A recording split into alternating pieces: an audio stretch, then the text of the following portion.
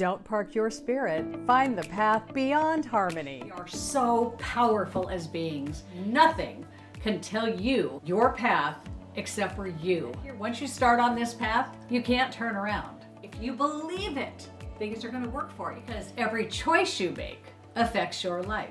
Wherever you go, there you are.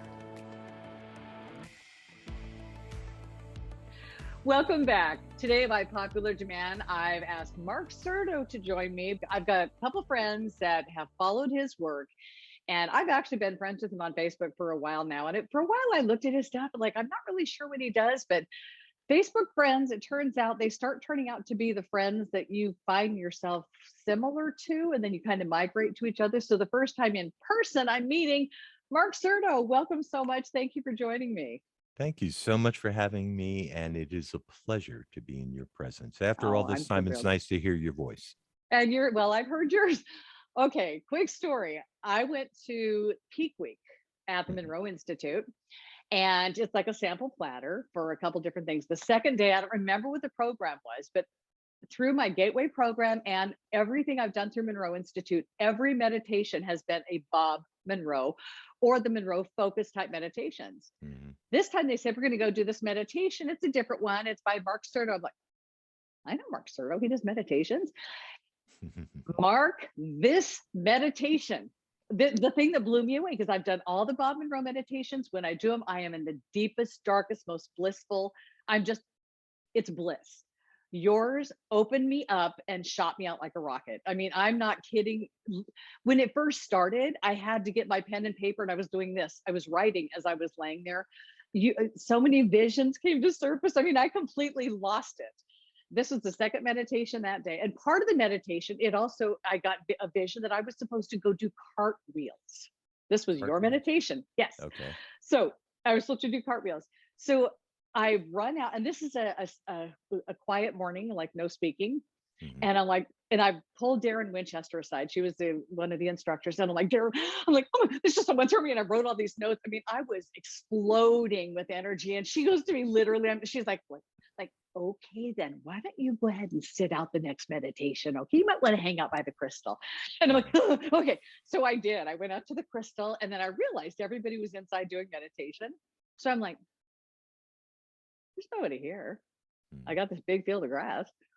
Apparently, I'm supposed to do a cartwheel. So I have not done those in 40. I don't even know how. So I go to the grass, give it a big old heave and a hoe, and it was not pretty. I did not fall. But then I did more. And I was like, oh my God, that was fun. My hands were all dirty. The meditation was over. This guy walks out. He was actually a really good connection. We really connected well. And we illegally spoke. And I'm like, he goes, what were you doing? And I said, I was doing cartwheels. He's like, and the look on his face, he's like, no way.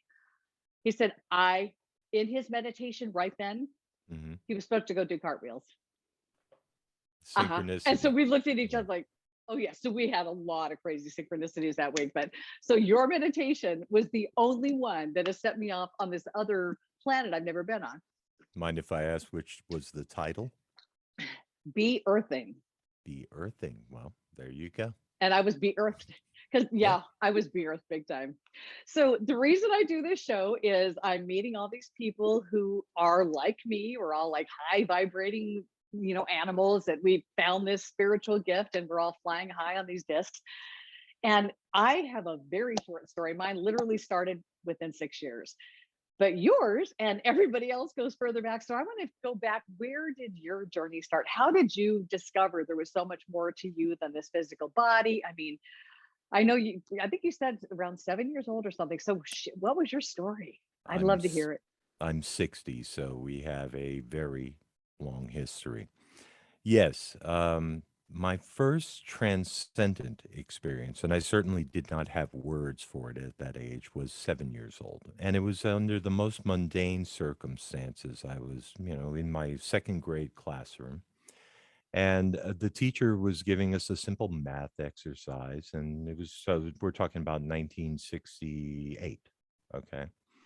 7-year-old version of me is sitting there doing the exercise. And the exercise was, in the year 2000, how old will you be?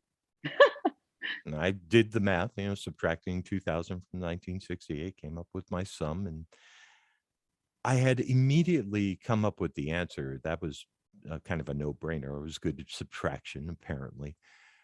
But the question prompted something within me that was my very first transcendent experience.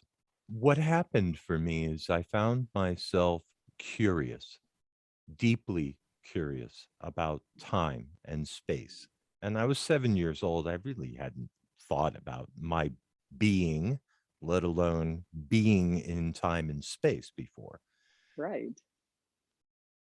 I was teleported in a way while I was simultaneously there in the classroom. It wasn't like I had an out of body experience, but my imagination was completely so wrapped up that I didn't have a full connection to physical time space in that period.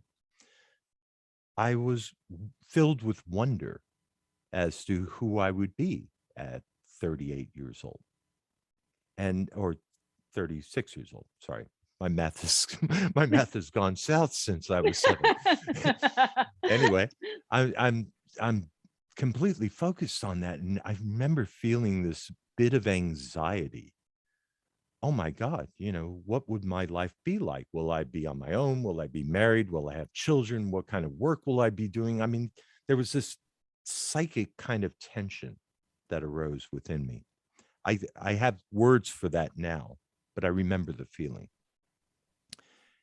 And in that moment of feeling that tension between my future self and my present self at that point in time, in my not knowing who I was at 7 years old, let alone who I was going to be, that tension, I heard a voice.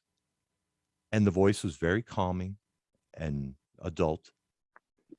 And the voice said, "Don't worry about it. Your life is going to turn out better than you can ever even imagine." And that soothed me. And I kind of came down. But I never forgot that experience, that awakening. I didn't know what to even make of it. From that point on, I would start to notice other anomalous experiences in consciousness, my personal sense of consciousness as a child. Right. Deja vus were prevalent in my almost daily routine. It's like, how is it that I feel like I've done this before? And I would ask my mom about it. And my mom said, "Oh, yeah, that's deja vu." She's French Canadian. She, a little bit mystically bent, but not, Bent. I not, like that. just a little left of Tilted. center, right, exactly. And I really hadn't thought much on it from age 7 to about 15. But what happened in between there in that age group is I was raised Roman Catholic. We were high holiday Catholics. And, you go through these rituals as a young Catholic. You're baptized, you get communion, you get confirmed. Well, at age 7, coincidentally, I was fascinated with dinosaurs. And being in New York City, as I was raised, where I was raised, we used to go on field trips.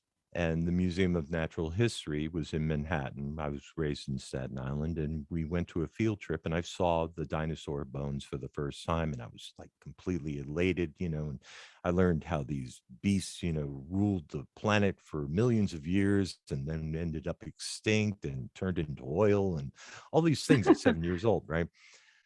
That was a big year for you. It was a very big well, you asked, when did Yeah, this no, start for me? it's fascinating. These were the pivotal moments in my life that precipitated an awakening and a curiosity to what my life was, who I was within life, and life's big questions in general. Anyway, long story, a little bit longer, because I don't want to bore your audience with the full details. The information I was given about the creation of the world didn't quite match up what I was learning in public school, in my Catholic training, at least at the time. It was just past post-Vatican II. And I decided at age 7, there is no God. This is a fairy tale they're telling me. I've seen dinosaur bones. I understand, I'm 7. I also understand where babies come from and the whole, and there were just too many inconsistencies, suffice to say. I don't want to step on anyone's religion, but I basically became an atheist at age 7 and went through the motions just to appease my parents. Then I forgot all about spirituality and I came into a sense of myself. I forgot about my early experiences until I started meditating. And I started meditating at 15, 16 years old. And the Okay, kids reason don't do that at 15, 16. I was a What? bizarre child.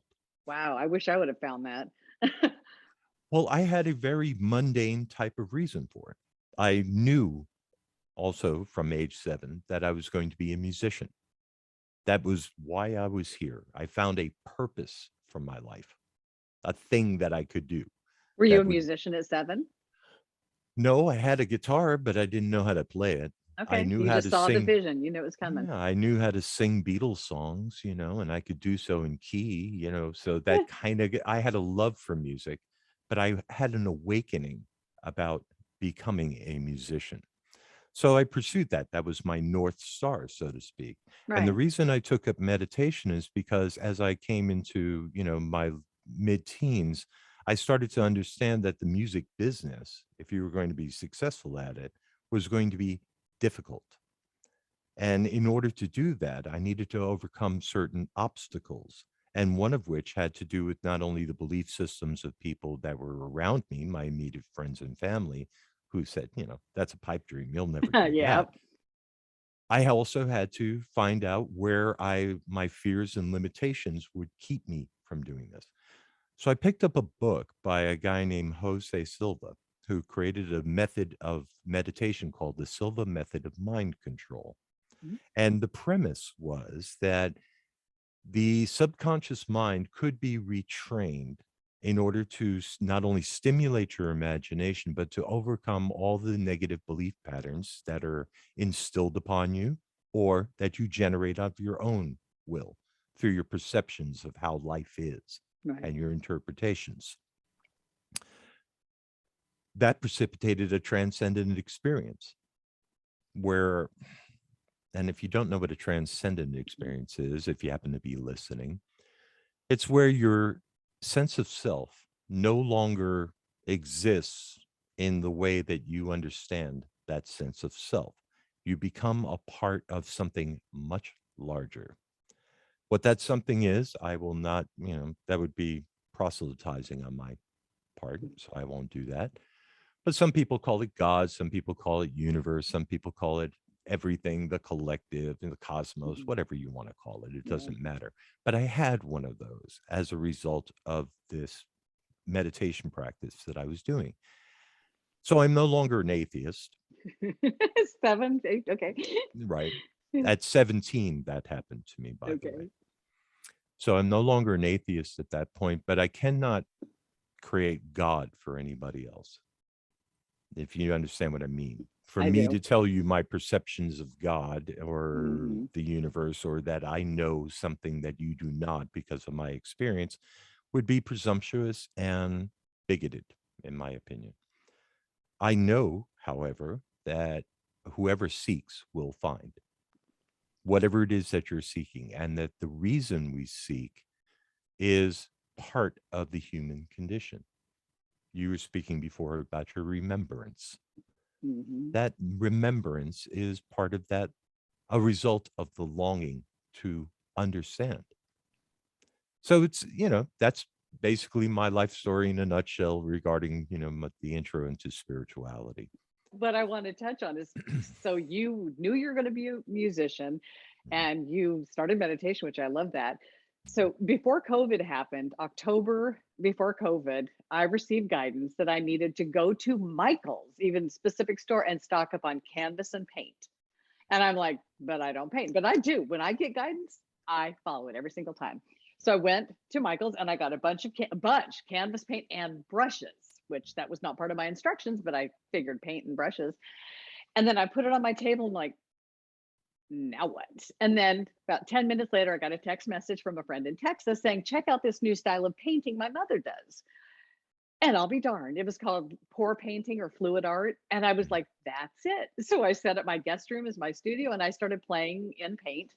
And then March of 2020, my husband and I reconciled. I was madly in love with him for a minute. So anyway, I moved. I mean, just like my lease was up, so I moved back into the family home. The day my daughter came home here for spring break, because she was going to have an elective surgery. That was Friday. Monday, she had her surgery. Tuesday, we were in lockdown. So I had art to paint for the entire pandemic. I had all this to do. So then in November, I cleaned it up for Christmas because it was the dining room, which was a complete, just art is messy. And it's got to be behind the closed door for me. So I boxed it all up, put it away so we could have Christmas and decorations and lights. But so I was down on the Oregon coast and I went to this gallery and I'm like, hey, you want to see some of my paintings? She's like, sure. So I brought some stuff in. So anyway, she now sells all my art, jewelry, stationery, paintings, furniture. I do all this stuff. But then, so she moved down to Florence. And so I've got my art there. I'm getting paid. I get checks in the mail every month now. So I decided I would look at a gallery further north because, closer to where I was. And Sure. I started looking at these galleries and every single one said, well, you need to submit your portfolio. I'm like, my what? Because I didn't hang out with artists. I wasn't an artist. So I didn't have the belief, the knowing that there's this certain process to get into a gallery. So I just went right in and I didn't have that mental construct that told me I couldn't do it. Because if I had that, I would not even have attempted it. So the fact that it's like I'm an artist in the studio and I can't go anywhere else, I'm so fine with that. But it's just our belief systems. It's like so crazy. It's like that is what limits so many people. So Mark, when I was in Phoenix, I went to Sedona for a week. I had the most powerful, magical week. The magic happened all week. I was sent there by guidance and I walked away. But before I left, I had this appointment at the Ascension Chamber. And I did not know what to expect. Donna Rebedow, she talked about it before. She's done it. And her story, I'm just like, I'm doing it and I'm doing it. And I had to decide if I was doing it before or after. And I'm like, well, let's just do it on the way out, like put a cherry on top of my trip. So I go there and I meet with Chad and Maria. I mean, there's so much more included in this trip than just sitting in this chair and Maria was unbelievable. Chad, Maria, they're just like the best souls. And Maria does the reading and she's on my phone because of Maria. Drink more water. She's like, you need to drink more water. So I have that and I drink more water. Thanks, Maria. You could tell her I do.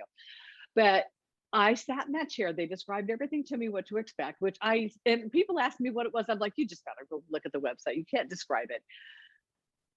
It was like, I've never had an out of body experience other than the typical when we're sleeping and all that. But that, I don't know if I did or not during that. That was the most powerful. I don't even know how to describe it. It was like, I was so removed from my body. It was just like, I was transcended. I mean, the music, everything tears were squirting out of my eyes the entire time. I'm tearing up thinking about it. I just remember I could not believe when that was over. And the playlist too, because it selects itself, or it's like self-selecting, or I forgot how but it was like, it was everything I needed to hear.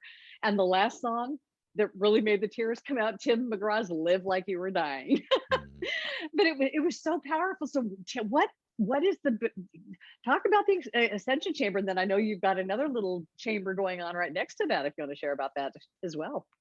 Yes, we have a lot of exciting things going on at the Ascension Institute. Well, I could start by talking about how I came into the fold there. Yeah. My work at the Monroe Institute, I'm pretty well known for. Okay. Yes, I did end up playing music for a living. And yes, I became a recording engineer and I got involved in broadcasting. We share that in common. Yeah.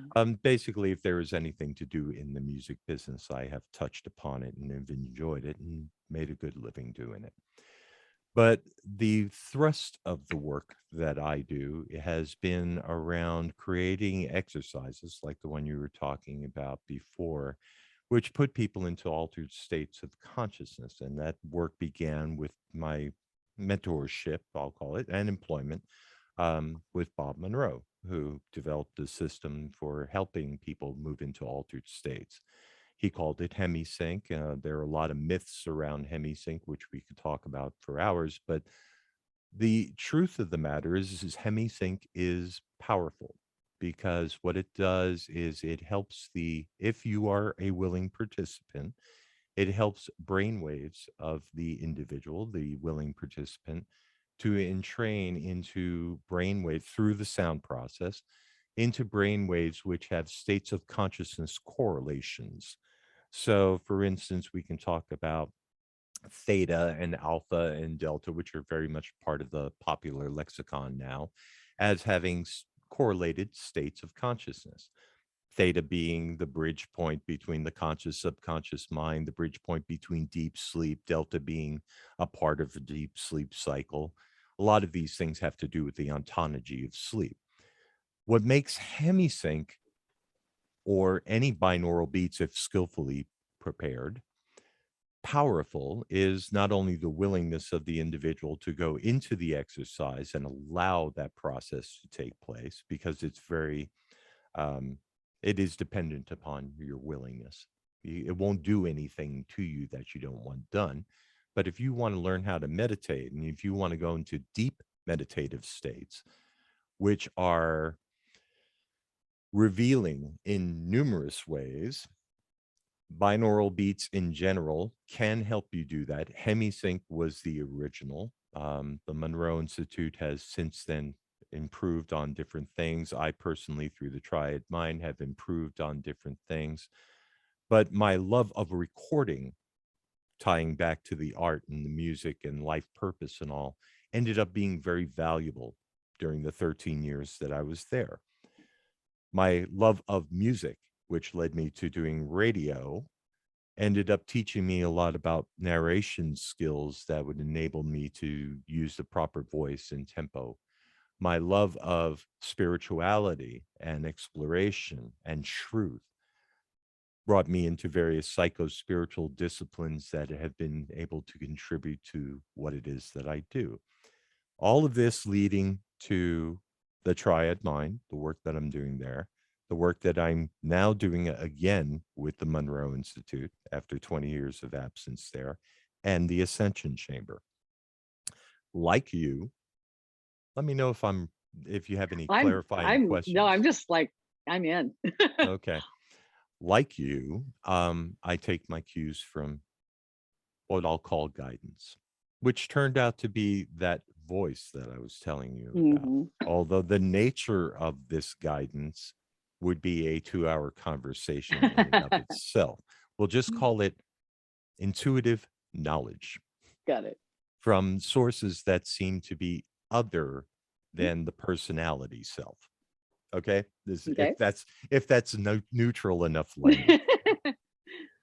So one day, a guy named Chad Andrews called me up out of the blue, said, I'm developing this laboratory here in Phoenix, Arizona.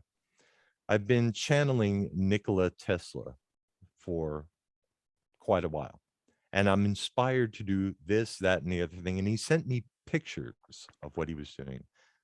Immediately, I knew that he was onto something. Wow. Chad said to me, or asked me, would I be willing to create? And I said, yes, I would. He's fascinated by the fact that Nikola Tesla and I share a birthday. Oh. I'm also a big fan of Tesla, which most people who are, doing any psycho-spiritual scientific searching find Nikola Tesla Yeah. intriguing, to say the least. Yes. And we created he had already created a geodesic dome. Okay. Within that dome, he placed all sorts of things. There's so much in there. It's like they Which, give you the tour. There's so much in there. and they were all inspired by Yeah. this sense of guidance that he had. And he was inspired by his sense of guidance to get in touch with me, and hopefully I would participate. And the answer was a resounding yes, obviously. And he said, I need you to create music for this and a binaural beat pattern that would work. And I said, well, what's the intention? He said, I don't really know. It has something to do with healing, and it has something to do with, but the information I'm getting is to inspire you to say, think of the king's chamber in Cheops' tomb, the Great Pyramid. Mm-hmm. I thought about it. I asked, and I got the answer. We then proceeded to put 13 unique speakers in the chamber, which is, again, a geodesic shaped dome. So acoustically, it's very optimal for this sort of reflection, and the interior has been treated well. So your position point as you're lying in that zero gravity chair is absolutely perfect for all of the speakers that you're surrounded with. Ordinarily, recording engineers tend to work in stereo. Some who, for music, Right. radio, that sort of thing, we work in stereo. 2 channels to the listener who doesn't understand that. Right. People who do engineering for movies have surround sound, Dolby 5.1 being an example, and they work with 5 speakers, 5 plus a subwoofer. Uh-huh. I was working with 13 speakers. I had never worked with 13 speakers before, and I have 1, 2, 3, 4, 5, 6, 7, 8 speakers to put into service. Wow. And I'm not mixing in the geodesic dome. But the flow of this project and the way it was managed through intuition when I was in the creative process, not only to compose and produce the music, but to place the music and have it move in the way that it does from speaker to speaker to speaker to speaker. And you've had the experience. Is a surround sound experience extraordinaire. And the fact that it was done with 8 speakers and not 13 was a lot of guesswork and a lot of intuitive, and a lot of don't go, that kind of inspiration an artist gets where you hear, no, don't do that. No, a little more. Yeah, perfect, right there. So there's a lot of that going on. And the result was astounding. I mean, we yeah. 13 different tracks that are loaded into a playback system, which feed individual speakers within the dome. And the entire premise is that morphed out of this or be inspired by the King's Chamber took me, and I'm almost immune to this stuff because I know how it's created, It's kind of like the kid in the candy store being the Wizard of Oz behind the curtain. You know exactly what's going on here, and that has an influence.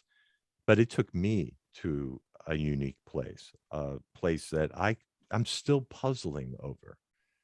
Not the same effect that I had here. So it was a combination of all of the things that Chad put together, all of the inspiration that informed him, the inspiration that informed me, and the experiences being had are not just of a meditation, what I'll call how shall I put this? A routine transcendent experience. I've been in this business for so long, it's like, oh yeah, I've heard all that. Yeah, nobody can tell me anything new. This is different, and I cannot explain why. And that appeals to the researcher in me that wants to tear it apart again and say, what's the mechanism and what are the correlated? I don't get this, but the artist in me knows that that's got nothing to do with anything. This is all about art. Back to what we were talking about before, art and spirituality as being connected. Carl Jung had an awful lot to say about this. We're all creative beings, regardless of what talents we may have to express that creation. The limitations that we impose upon ourselves regarding our skill set to fully execute and pursue art is what holds us back, keeps us from knowing we're creative beings. Right. But if there is one thing, I'm pointing, I have 2 fingers up, but if there is one thing if there's Very one, right. I'm a very balanced kind of guy, or I try to be, we're, so we're in stereo. I'm big on symmetry, and yes, and we're stereo. If there is one thing that I can say about the meaning of life, it is to be creative. It is to express the same thing that is the nature of the cosmos, God, however you perceive that. We're all imagining, we're all creating. This is what we are doing. What you create in your life is a reflection of consciousness. How you manage consciousness in many ways, and this is not, I'm not going to get into this whole, The Secret, and that movie, or the law of attraction type of thing. Yeah. I would love to believe that I create everything that is in my life. That would be presumptuous on my part, because I know some things are created for me. And I'm not a fan of predeterminism, but I've had enough experience to know that there's a dual nature at play, both of which are creative in nature, if you understand what I mean. So I've said a lot of things. Wow. That's, I've always seen myself too as a creative, even though I was very artistic when I was young, but it was like I didn't do anything about it my entire life. And I was a musician. I used to be, I wish I played an instrument. I can play piano by ear, but I have never had lessons. But I was a singer, and I just loved to sing. And I've actually got back into singing recently. It's like I have this big speaker I bought, and now you could do with Spotify or whatever, you could pull up a song, do it on karaoke. You've got the lyrics if you want it. So my voice was done for like 10 years. I just stopped singing. And it was like one artist, somebody introduced me to an artist, because I wouldn't work, and that might have, I know it had a lot to do with working in radio. I was working at a soft rock station there 5 days a week for 5 hours, hearing the same songs. It was like I didn't want to hear music, basically. It was like nothing. And when I was in my car, I was listening to books for my commute. So getting back into singing, it was like somebody said, "Hey, listen to this song." I listened to the song, and I'm like, "Wait, who's this artist?" And then I looked up this artist, sings in my key. It's a guy, but it's like it's Chris Stapleton. All right, I'll say it. I fell in love with this man. Oh my gosh, his stuff is so phenomenal, because I hated country, but so I'm singing loudly now to all these songs that I've just learned. But it's like all that expression. I'm back to doing art. Well, not here until I move. The guest bedroom in my house is going to be my studio. I want to have everything there so I could walk in at any point and create. It's like it's mood driven. And during the pandemic, literally, I was in the dining room, and it was still the thought of that dining room being so full of, it's just messy, but it was so peaceful. It was like this place where I just went, and it was like the best meditation I've ever experienced. You're just expressing, and I didn't have music on. I was just me and the connection to what I was doing. And that has just brought me back to we've got to be expressing, we've got to be creating. It's all a creation. This whole planet is a creation. And this clocking in, the going to work, yeah, people do that, but there's so much more to this lifetime if you want to reach out and try and make stuff happen. And I love that you listen to your younger self, and I love that tying in, 7, 15, 17, and told yourself you have this amazing life, and look what you're creating. My life runs on 7-year cycles, often 7.5, 3.5. I'm a strange dude. Oh, we all are. can- That's why I know I like I- you. I mean, just our conversations on Facebook, it's like you're somebody I felt like, it's like I feel like I know this guy, and I can be buddies with this guy. But no, that's why you're so likable. You just, I connect with you in that space. Well, I'm very strange. We're here picking up a conversation that we started when we first met, and that's the Exactly. way I try to approach everybody that I meet, because ultimately we're not really strangers. We all come from the exact same place. The other day on Facebook, I posted what I called a very old baby picture of all of us, and it was just a star. Oh, I love that. I love a lot of your stuff. I mean, it's simple, but I mean, if we could find a way, and I think that's what spirituality was designed to do, to help us find a way to not only commune with this thing that we call God or our sense of wonder about our place in the cosmos or what happens after we shed this mortal coil, but also how to treat each other. Yeah. And in every expression of religion or philosophy, it all boils down to the same thing. And I won't boil it down to love because it's bigger than love as we understand it. Yeah. It is, at the very minimum, a respect and an honoring of the fact that you are in the presence of the divine, whatever that truly means for you. Right. And however that seems to be expressing, even if it seems to be evil and vicious and horrible and abhorrent to you, that is just a profound forgetting of the divinity that lives within based on a life pattern of experiences, which is just traumatic and horrible and led to this belief structure that this is how the world is a dog eat dog world. Oh, Opposed to, that I, one was funny. no, I thought that was hysterical too. Oh, reading that one, it was like, okay, it's getting worse. Yeah, right. But this is my demented world. I see everybody as divine, and my mantra is that too is God. I just don't see how right now, and it's my job to try and understand what that is, who Yeah. this person is. So when I meet someone new like yourself, or we're pretending to be strangers, but We're not. if we look deeper, we are not. Mhm. And that's what to your husband's question, why would anybody want to expand consciousness? That's it. To Yeah. to understand that there is something present that can actually be a healing force in this world. And art brings that to the Awareness. physical Yeah. plane. Yeah. I think, So, yeah, it quiets your mind. So you open up quite a bit. yes, so that's what meditation does as well. Yeah. So art is a meditation, and Yeah. Carl Jung understood that.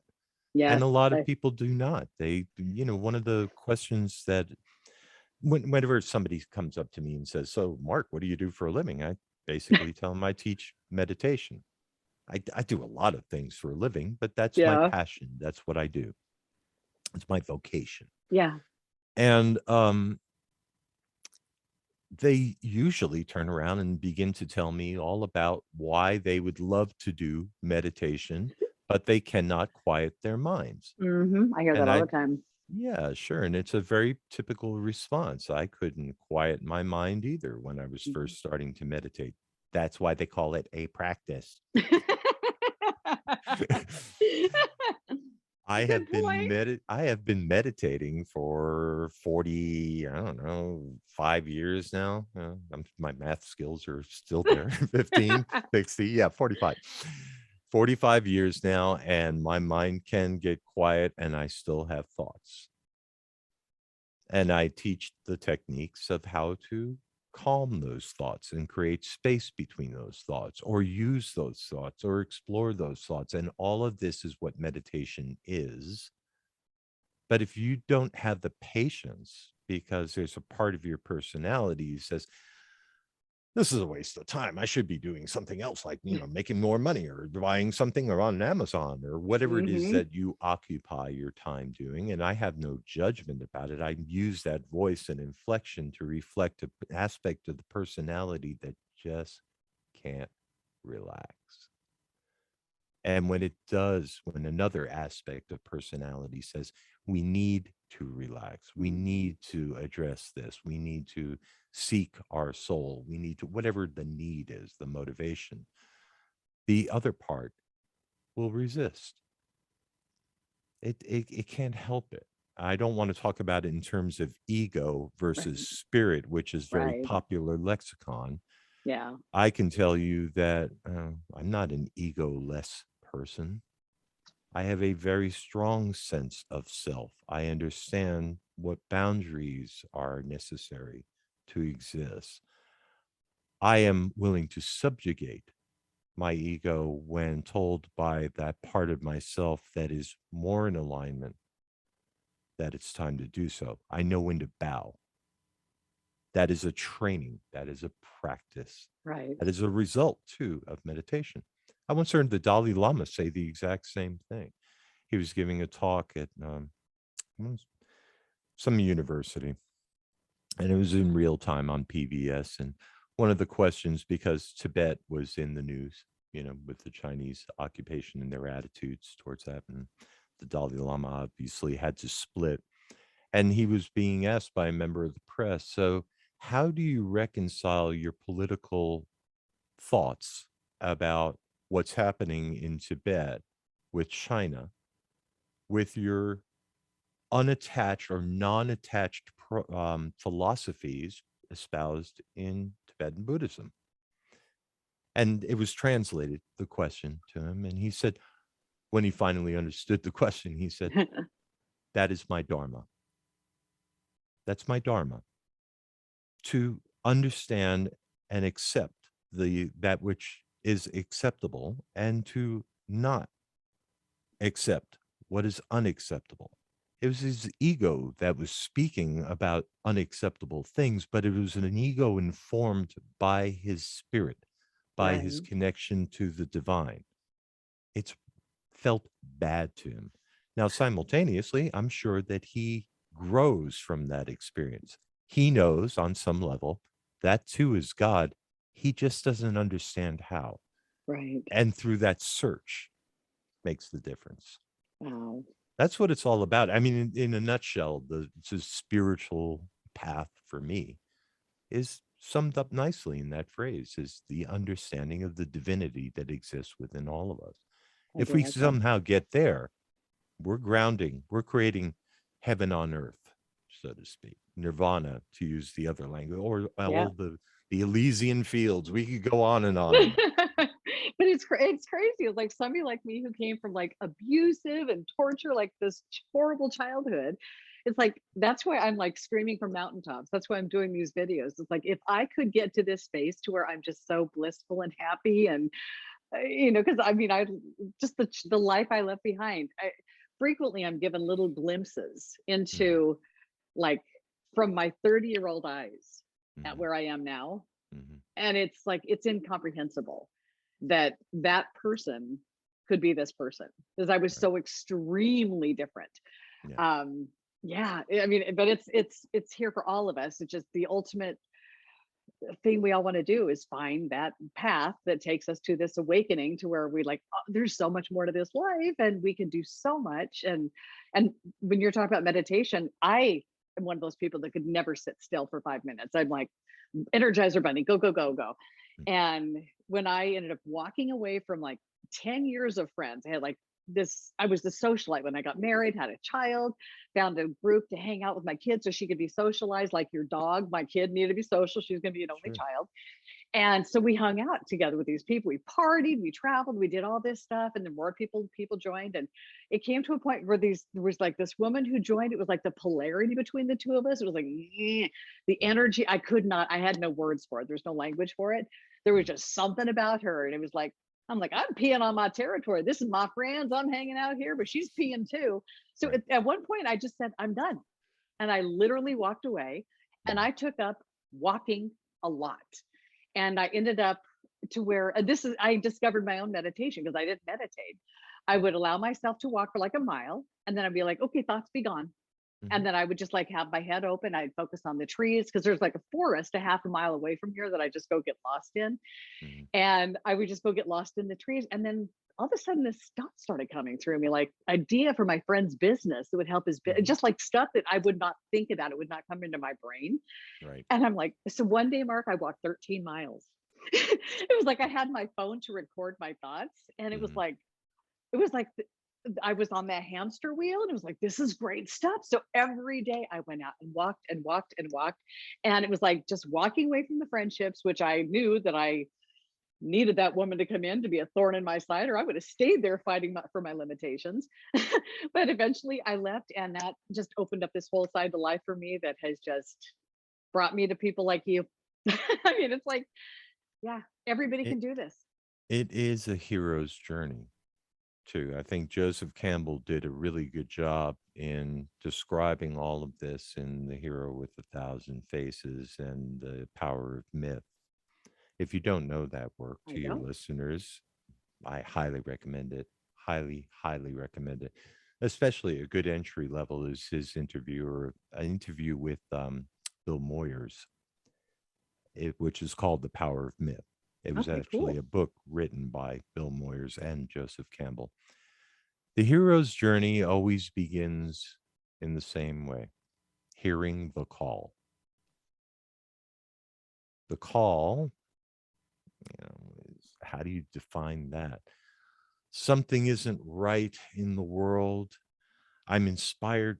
That's example A. Don't know what that is, Neo in the Matrix. Something isn't right, The white rabbit calls and says, follow the white rabbit. Everybody knows this story because it's a classic hero's journey. Luke Right. Skywalker, the entire Star Wars series is based on the work of Joseph Campbell. All of Oh. these heroes' journeys, doesn't matter what, whether it be a religious icon like the Buddha or Jesus or Muhammad or Moses, all heroes' journeys, and they all start with the same thing. Something isn't right, and I hear a flash of inspiration. I hear the call. There are 12 phases to this hero's journey. Joseph Campbell was an academic, so he basically pulled them all apart and noticed the correlations. The second phase is the resistance to the call. That part of us that says, I don't have the time to meditate. This is rubbish. I should be doing that. But that's all part of the refusal to be curious when somebody's also peeing in the same area that you are, to see this as some kind of message for me. All of that is part of the refusal process. It moves on. The hero's journey into the belly of the whale is what it's called. The dark night of the soul is Oh, another yes. way to speak about that. Your life kind of goes through some changes. A few. That's the way I'm going to put it. Okay. Because Just a few. it's inevitable. I'm sorry, but you cannot do that. Now, suffice to say, nobody can live the same life throughout their entire life. So we're all on heroes' journeys. We all hear the call in some kind of way.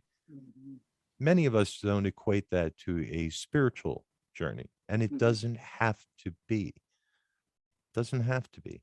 You can go your entire life not placing any emphasis whatsoever on concepts like God, divinity, spirit, spirituality. It's like, That'd be my former husband. Yeah, yeah, because he doesn't who, want to know. He doesn't want right. to know because he doesn't want his life to change. He likes it the way it is.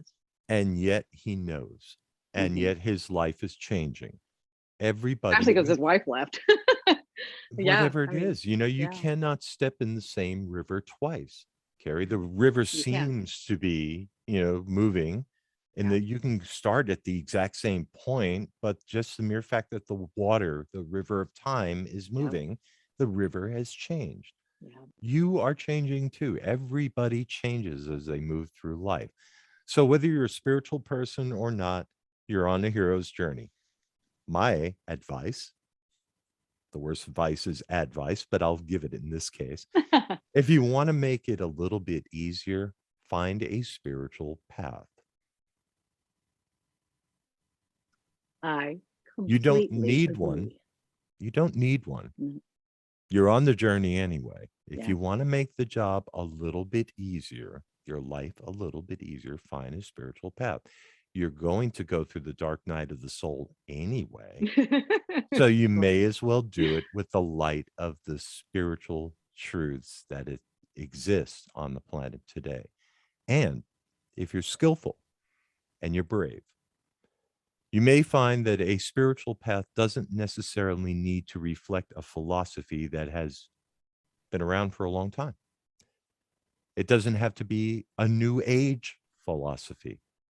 It can simply be a willingness to be open to the possibility that, as Bob Monroe said, you are more than your physical body.